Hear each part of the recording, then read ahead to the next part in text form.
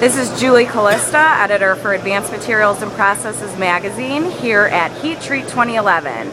We're here at the GM Enterprises booth, and today we have Rob Huckins, who's going to talk to us today about the world's largest furnace.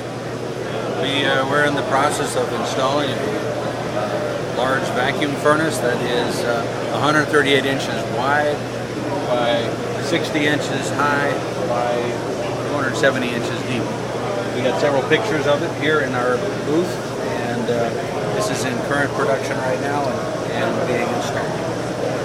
So it's quite a feat. It's been an engineering challenge, and will provide our customer extremely high productivity and capacity for making the parts he needs for his marketplace. Okay, thanks so much for your time, Rob. Appreciate it.